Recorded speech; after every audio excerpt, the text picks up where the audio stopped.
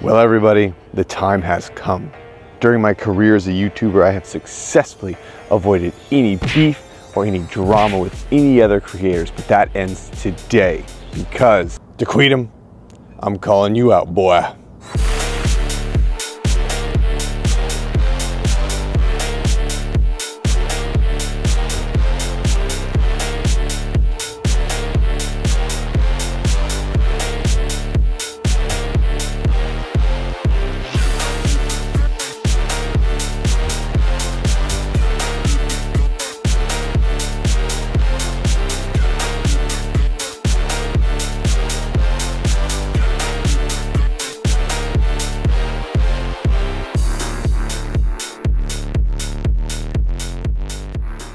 So the first thing I want to do is apologize for the clickbaity title and intro.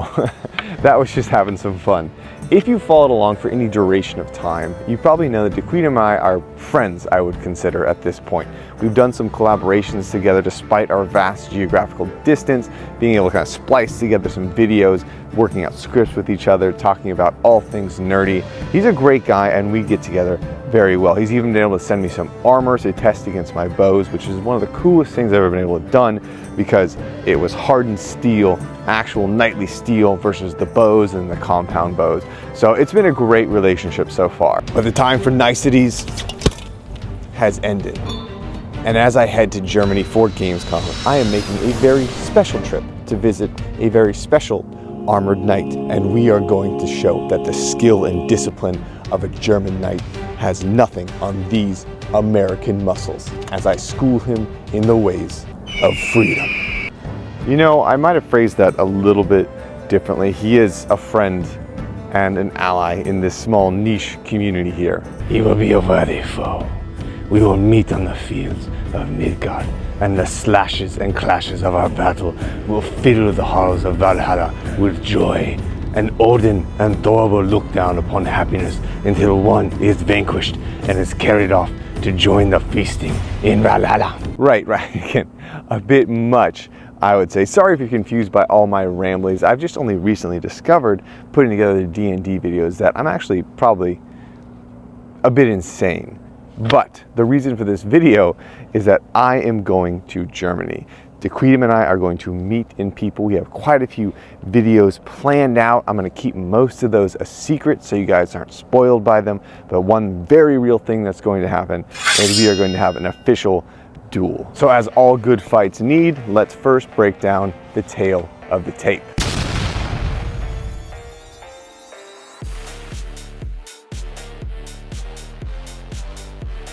Wait, what is this? No, listen.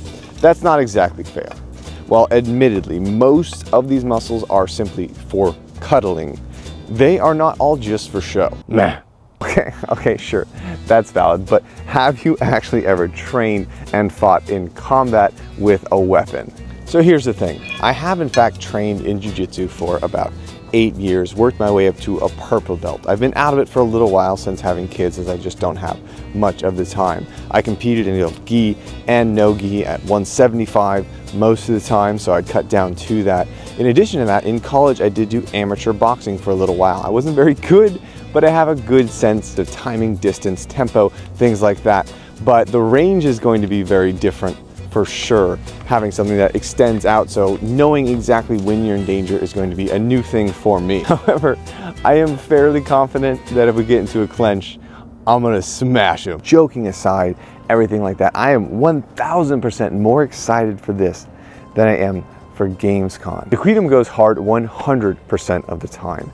And in my experience in life, I've met very few people who have the same recklessness or really lack of self-preservation that I do. So we're very equally matched in that regard. In addition to that, neither one of us is much larger than the other. We are of a very similar height and we are of a very similar weight. So it's going to be a good match. Neither one of us having a super big size advantage for this fight. Because of how hard we both go when the bell actually rings, I really am doubtful either one of us will walk away without bruises, scrapes, or minor injuries, because I think it's going to be a very heavy-duty impact, strong fights. What the Ranger is trying to say nicely is that it's not going to matter what the skill set is if I get in close, because I'll have the ability to take him down. It doesn't matter to me that he's defeated 2 legionnaires at once. It doesn't matter to me that he's defeated a samurai, taken a lance in the face. It doesn't matter that he's had a thousand duels. He's had 1,000 duels.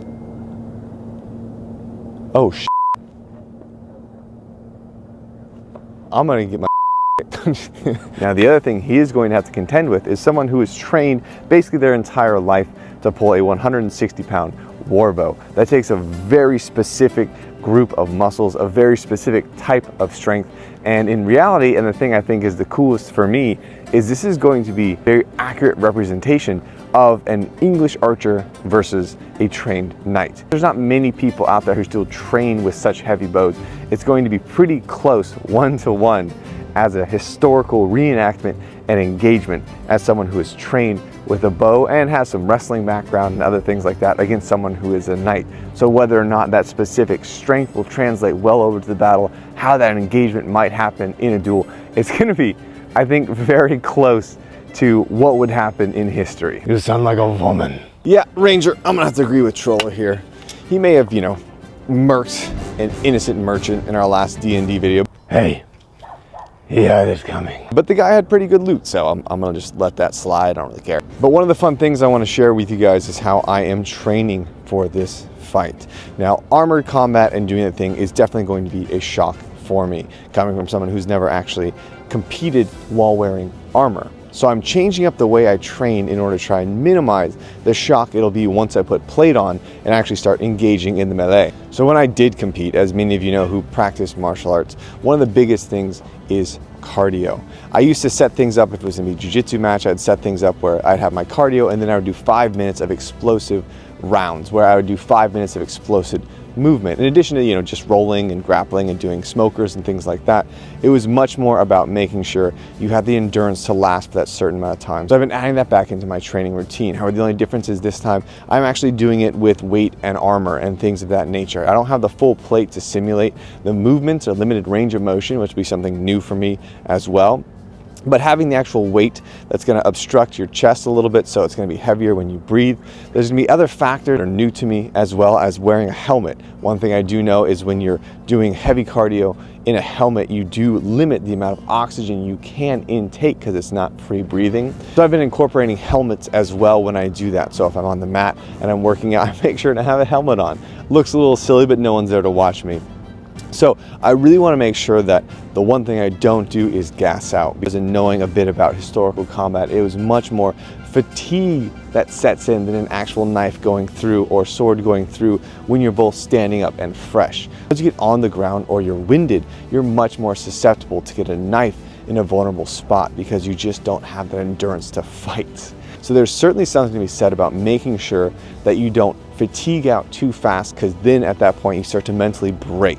And that's the one thing I don't want to do, is mentally break in that engagement. So I'm trying to make sure I limit that by training hard in armor, moving in armor, wearing a helmet, and doing things that'll go that way. The other thing I'm working on, which is common in combat sports, but you want to have a game plan, right? You don't want to go in there and just say, okay, these are all the moves I know, let's see where the dice roll out. You want to go in and say, okay, I think this is the move he's going to lead with, so I have this counter set up, or really just drilling 2 or 3 very specific movements. And I'm not going to show you what they are because I want it to be a surprise and not give away my game plan, but drilling very specific movements so they're second nature to you in that ring. So tailoring your competition or your fight against your opponent to say, I think that this would work against them, so I'm going to drill that move specifically to make sure it's clean and on point. So if I hit that move, it's going to be a really good, successful takedown or what have you. So if I'm not going to fight him, can I at least wrestle him? Yeah, I mean, sure, Trollo. I think we could make that happen.